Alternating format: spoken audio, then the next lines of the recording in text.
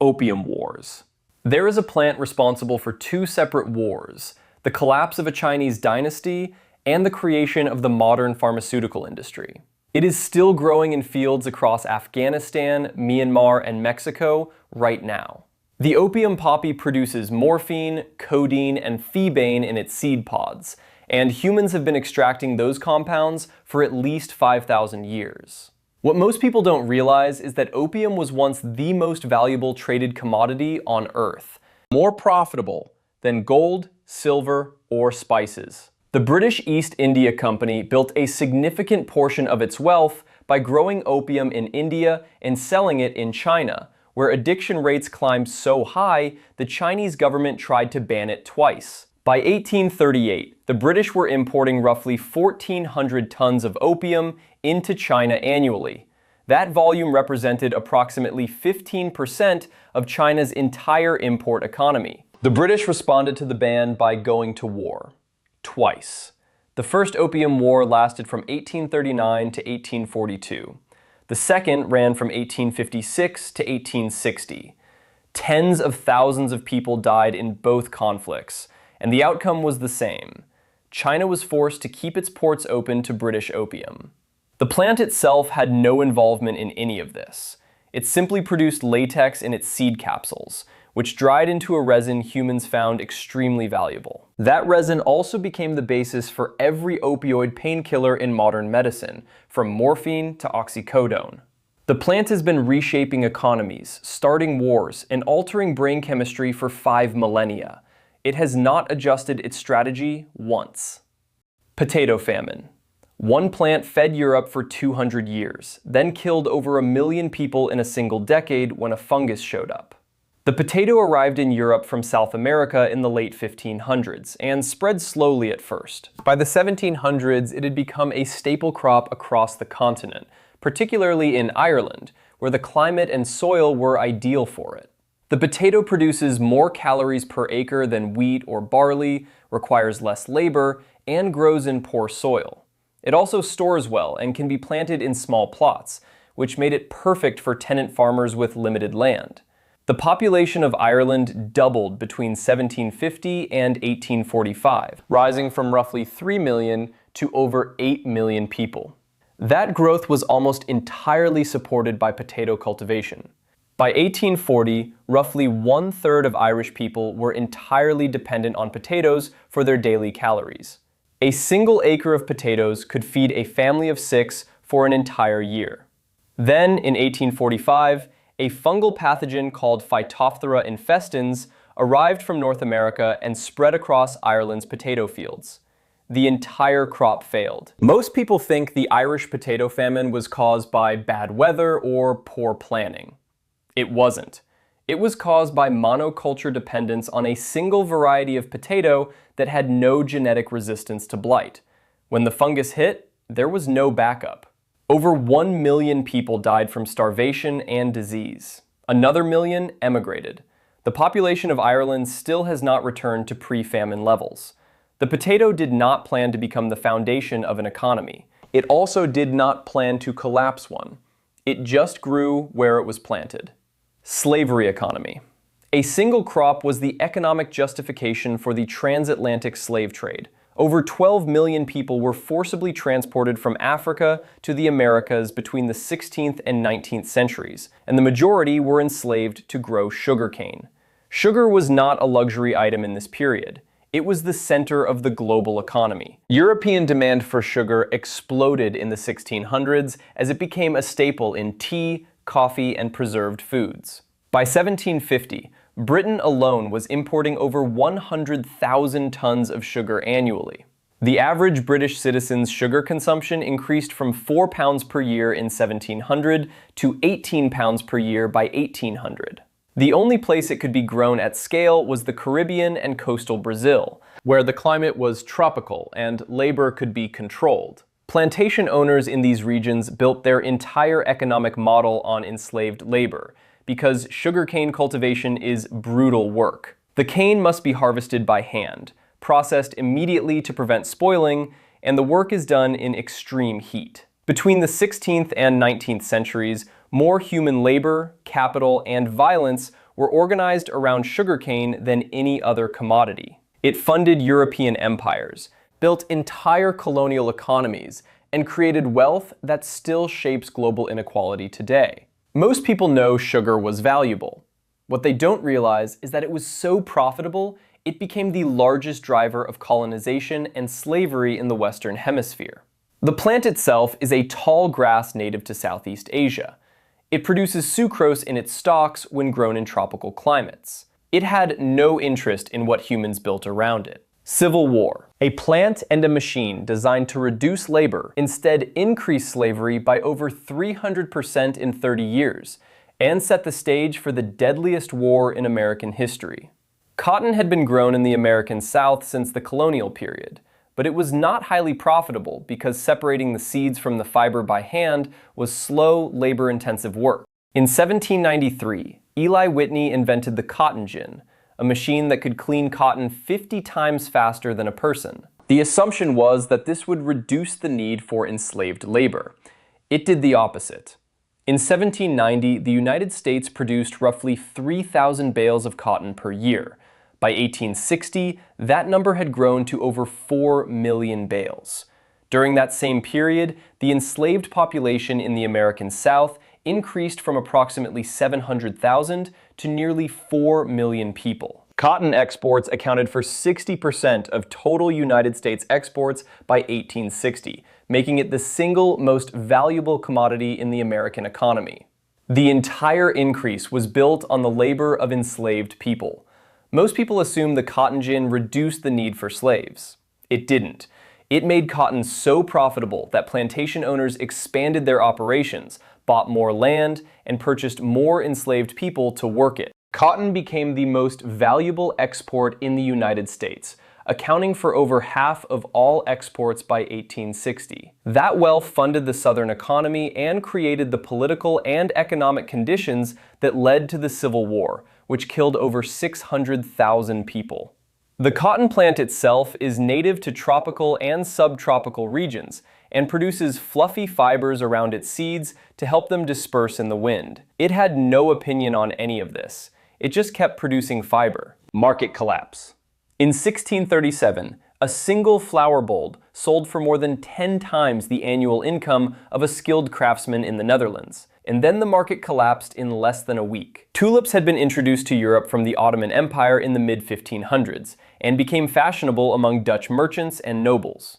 By the 1630s, rare tulip varieties with unusual color patterns were selling for extraordinary sums. People began buying and selling tulip bulbs as speculative investments, trading contracts for bulbs that had not even been planted yet.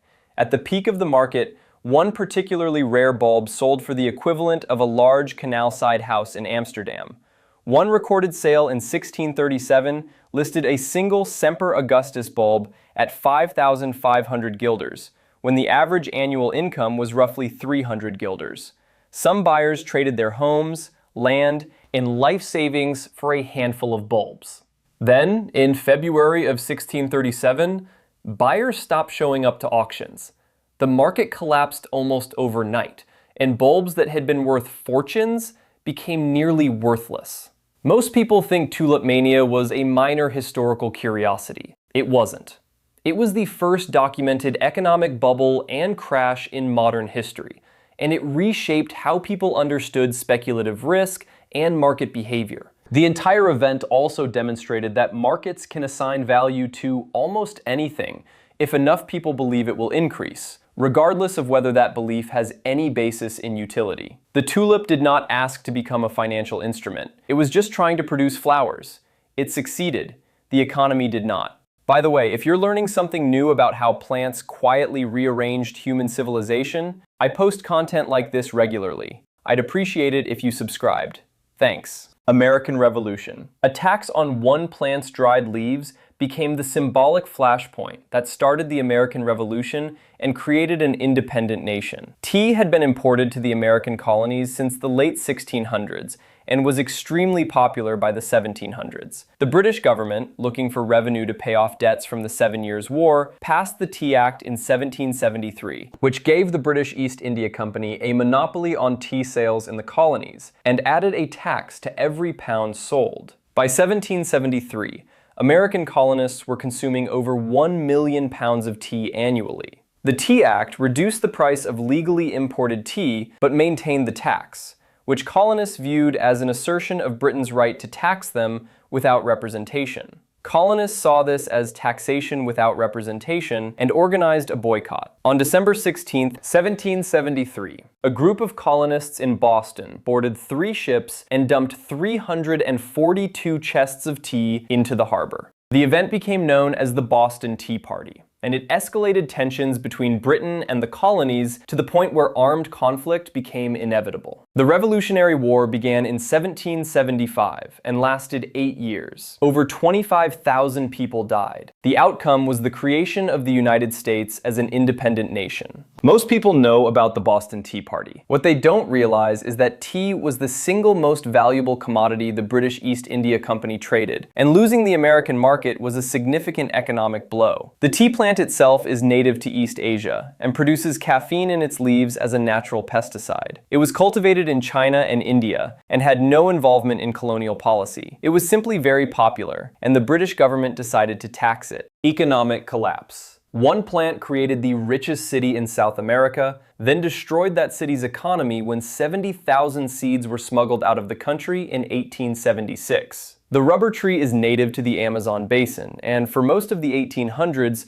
Brazil had a near-total monopoly on natural rubber production. Rubber was essential for industrial machinery, waterproofing, and eventually automobile tires, so demand exploded in the late 19th century. The city of Manaus, located in the heart of the Amazon, became extraordinarily wealthy. It built an opera house, installed electric streetlights before most European cities, and imported luxury goods from across the world. At the height of the rubber boom in 1910, Manaus had the highest per capita income in Brazil. The city's opera house cost the equivalent of $10 million in today's currency, and featured materials imported from Europe, including Italian marble and French glass. Then, in 1876, a British explorer named Henry Wickham collected roughly 70,000 rubber tree seeds from Brazil and smuggled them to England. The seeds were planted in greenhouses at Kew Gardens, and the seedlings were eventually sent to British colonies in Malaysia and Sri Lanka. Within 30 years, Asian rubber plantations were producing more rubber at lower cost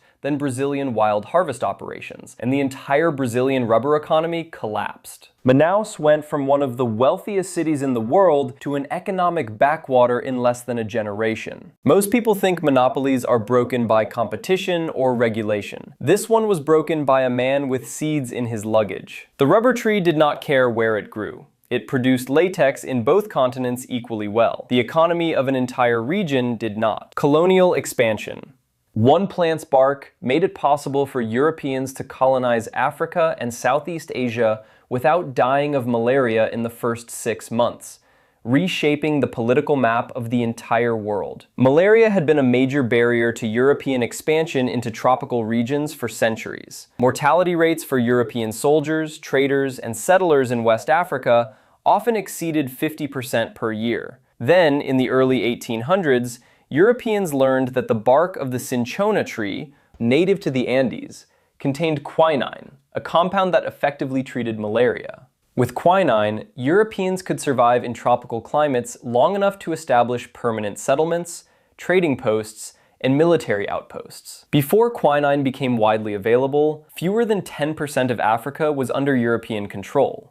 By 1914, after quinine use became standard, over 90% of the continent had been colonized. The British Army distributed quinine tablets to every soldier deployed to tropical regions, which reduced malaria mortality by over 80%. Colonization of Africa and Southeast Asia accelerated rapidly after quinine became widely available. The scramble for Africa, which saw European powers divide the entire continent into colonies between 1880 and 1914, would not have been possible without quinine. Most people think European colonization succeeded because of superior military technology or organizational structure. It didn't. It succeeded because of a tree bark that treated a parasitic infection. Without quinine, the entire colonial period in Africa would have looked completely different, if it had happened at all. The cinchona tree grows in the cloud forests of the Andes and produces quinine in its bark as a defense against insects. It had no particular interest in what happened in Africa or Asia, it just produced the compound. The plant did not enable colonization intentionally. It simply grew in a specific environment, and humans figured out what to do with it. Civilization itself. One plant's domestication roughly 10,000 years ago is the reason cities, armies, writing systems, and every other entry on this list exist. Without wheat, human history as we understand it does not happen. Before the domestication of wheat and other grains in the Fertile Crescent, humans lived in small, mobile groups of a few dozen to a few hundred people. They hunted, gathered, and moved frequently. After wheat domestication, humans began to settle in one place, store surplus food, and support much larger populations. Cities appeared. Writing systems developed to track grain stores and trade. Armies formed to protect those stores and the land that produced them. The first cities in Mesopotamia, including Uruk and Ur, appeared around 4000 BCE and supported populations of tens of thousands of people. All of them were built on surplus grain production. The earliest known writing system, cuneiform, was developed in Sumer around 3200 BCE, primarily to record grain transactions and storage.